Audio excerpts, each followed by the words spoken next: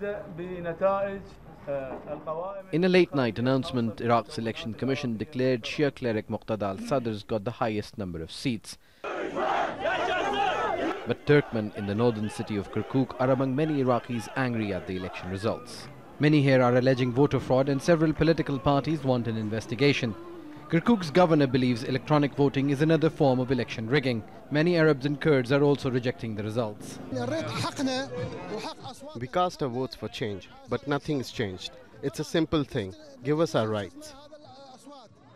Some Iraqis are demanding a manual recount of ballots at hundreds of polling stations. In some places, protesters refuse to allow election staff to leave. We've been protesting here for days in front of the Electoral Commission. We won't allow any ballot box to leave the office. The white shrouds represent burial clothes, a symbolic gesture to say their protest will continue as long as they are alive.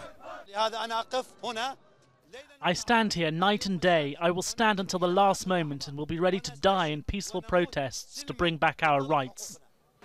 Earlier in the week, Iraq's election commission said it was intimidated and couldn't do its job freely. With a record low turnout, some politicians accused the commission of failing to deliver.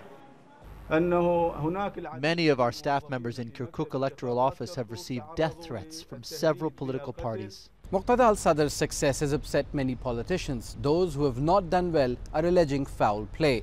81 MPs have called for an emergency session of the parliament to address grievances.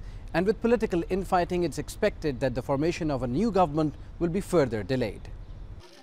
The highest number of seats remain with the influential Shia cleric who's aligned himself with communists on a nationalist agenda. We are looking forward to a new phase of rebuilding Iraq with an inclusive, democratic and technocratic government. He's opposed to Iranian and American influence in Iraq's internal affairs, but without the required seats to form a majority government, he's looking for allies. General Qasim Soleimani, commander of the Iranian Quds force, arrived in Baghdad after the results were announced. His efforts are believed to be aimed at making a pro-Iran alliance to form the new government in Iraq. It's expected to be weeks before a coalition government is formed, as Iraqis come to terms with the results of the most peaceful election in recent years. Osama bin Javaid, Al Jazeera, Baghdad.